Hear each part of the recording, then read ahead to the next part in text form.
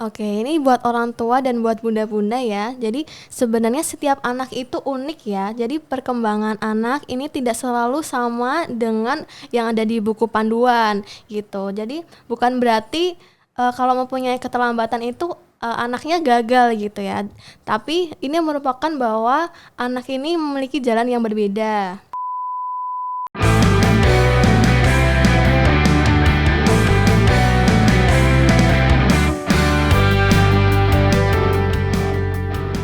Halo Sobat Sehat, kembali lagi di podcast Klinik Arda bersama saya Risma Andriani. Kali ini kita akan membahas mengenai fisio untuk anak atau peran fisio terhadap tumbuh dan kembang anak. Kali ini kita akan ditemani oleh Fisio Melvi. Halo Fisio Melvi, apa kabar? Halo Kak Risma, baik.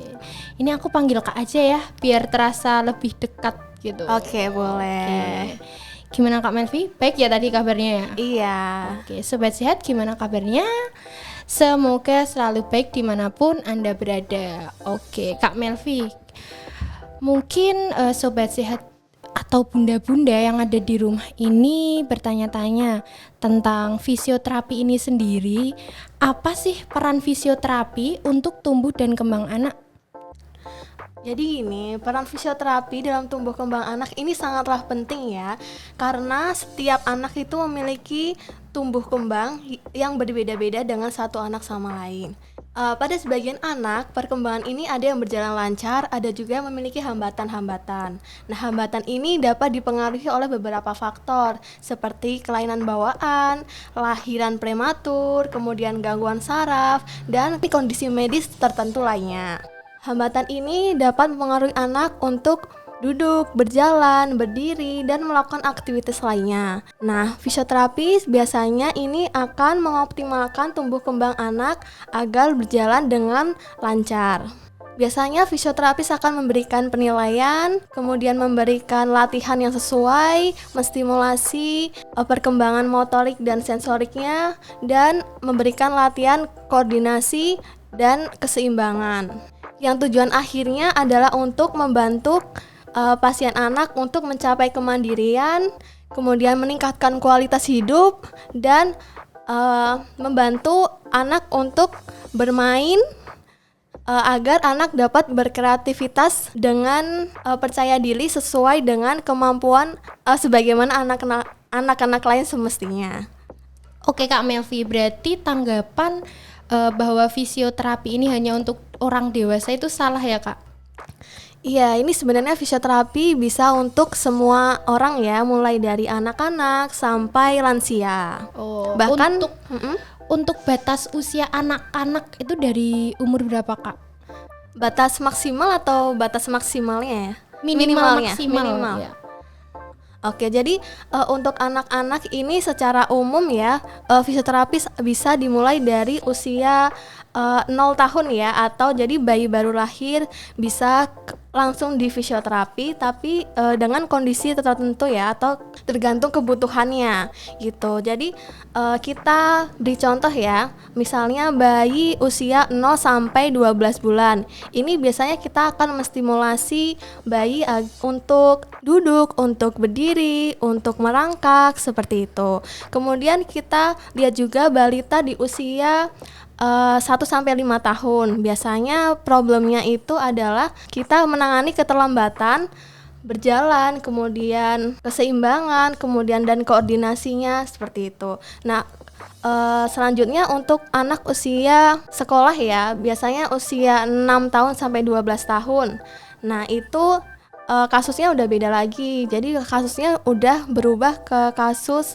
Jadi kasusnya biasanya sudah termasuk kasus postur ya. Jadi kita akan lebih memperhatikan posturnya, apakah misalnya apakah kakinya apakah punya skoliosis atau rehabilitasi setelah cedera atau patah tulang, seperti itu. Setelah itu ada di usia remaja ya, di usia 13 sampai 18 tahun. Nah, di usia ini biasanya kan anak udah aktif dan beraktivitas sesuai dengan anak seusianya. Kasusnya ini biasanya lebih ke kasus muskuloskeletal atau kasus yang berhubungan dengan otot dan tulang. Jadi misalnya kasus yang lagi marak-maraknya atau lagi yang banyak di kita tangani ya, yaitu misalnya anak yang suka bermain gadget seperti itu. Bisa juga di usia remaja ini kita melakukan pendampingan terhadap anak berkebutuhan khusus.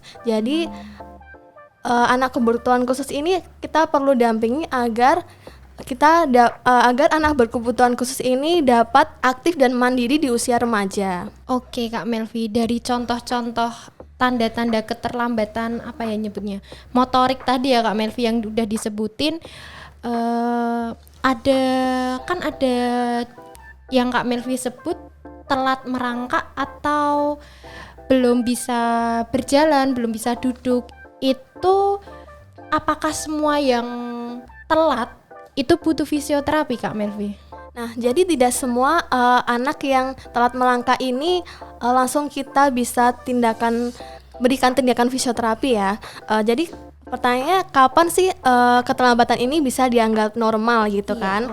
Iya. Jadi ketika anak sedikit lebih lambat tapi dia mempunyai progres dari waktu ke waktu. Misalnya anak usia 15 bulan sampai 18 bulan baru belajar berjalan.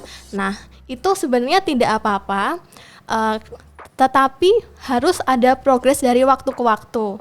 Nah, kan sebenarnya normalnya itu anak berjalan itu di usia 12 belajar berjalan ya di usia 12 sampai 14 bulan. Tapi kalau di umur 15 bulan baru belajar berjalan itu sebenarnya tidak apa-apa asalkan masih ada progres dari waktu ke waktu. Kemudian anak masih terlihat aktif atau masih bisa beraktivitas sesuai dengan anak seusianya. Maksudnya anak ini gerakannya ini tidak lemas ya, masih mau bergerak seperti itu. Kemudian tidak ada masalah lain seperti masalah kognitif, sosial, dan bicaranya.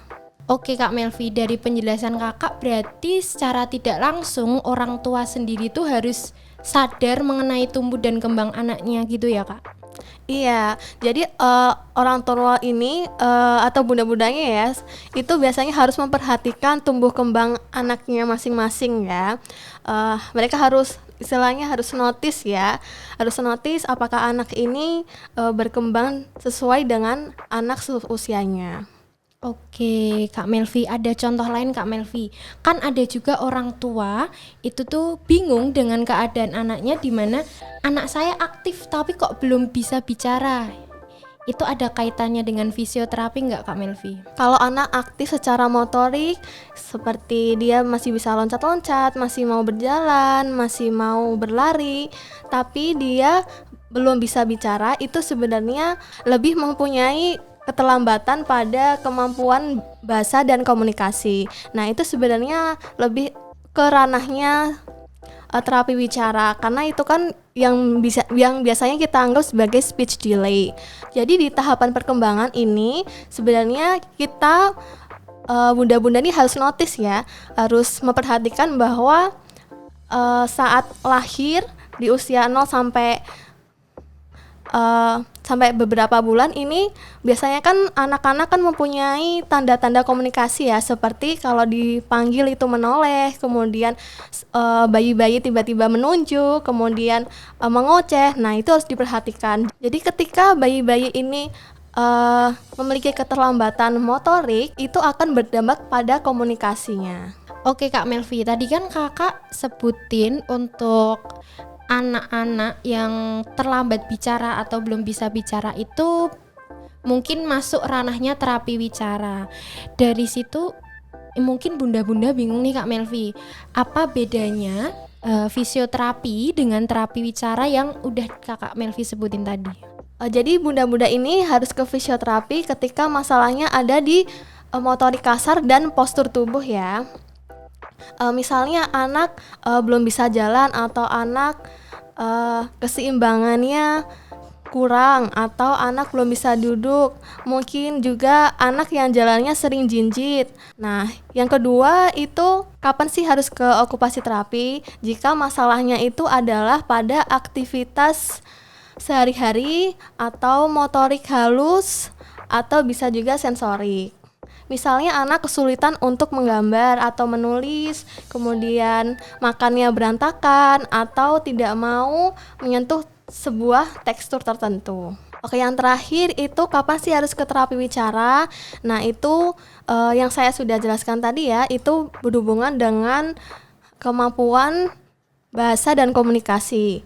Nah, contoh kasusnya misalnya anak belum bisa bicara di usia 2 tahun atau sulit mengucapkan kata, kemudian sering tersedak atau mempunyai gangguan dalam menelan.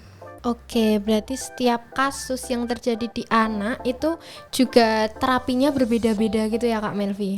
Iya, itu harus kombinasi ya antara fisioterapi, okupasi terapi, dan terapi bicara. Oke, tapi misal nih Kak Melvi, karena orang tua tuh nggak tahu harus dibawa kemana anaknya.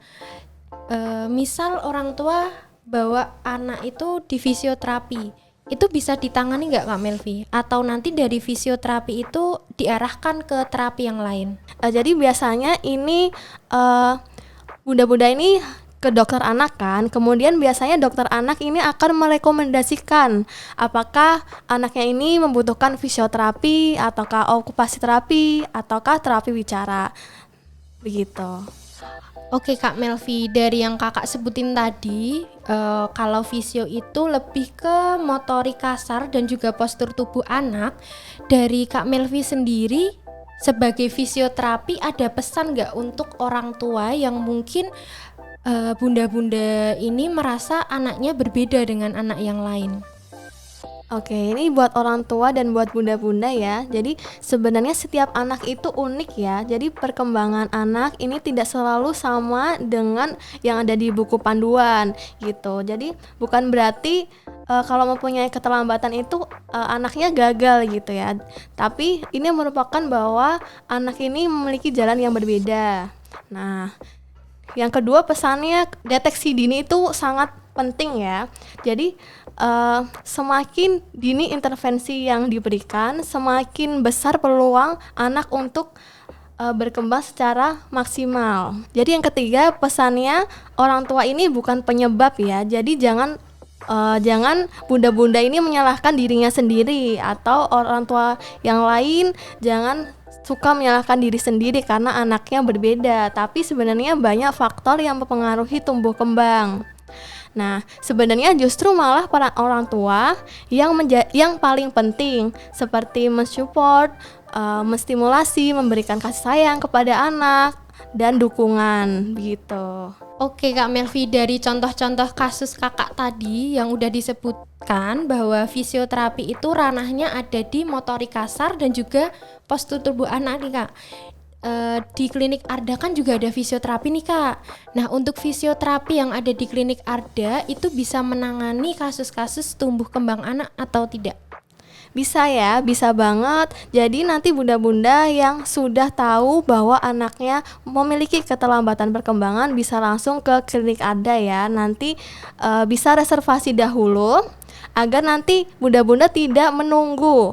Karena kan proses fisioterapi ini agak lama ya, jadi nanti daripada antrinya lama, daripada menunggunya lama, mending reservasi dulu. Nah, untuk layanan fisioterapi ini ada di hari Rabu sampai hari Sabtu di jam 3 sore sampai 8 malam. Tapi yang jelas karena prosesnya lumayan lama, maka untuk terakhir kita menerima pasien itu sampai jam 7 malam. Oke Kak Melvi, berarti bisa ya fisioterapi di klinik Arda menangani tumbuh kembang anak.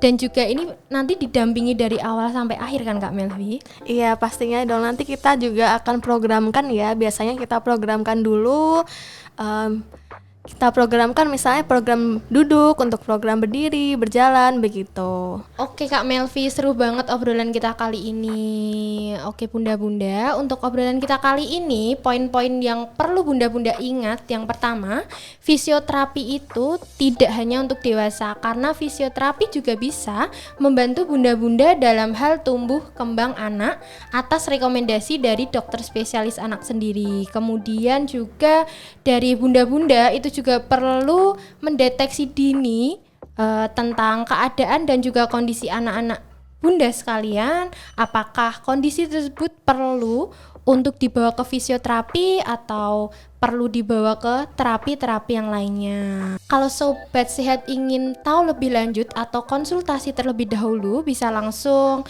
menghubungi nomor WhatsApp Klinik Arda untuk reservasi dengan Visio Melvi. Iya. Oke sobat sehat, sampai jumpa di episode selanjutnya. Karena sehat adalah hak milik semua orang, oleh karena itu Klinik Arda sehat untuk semua. Terima kasih, dadah.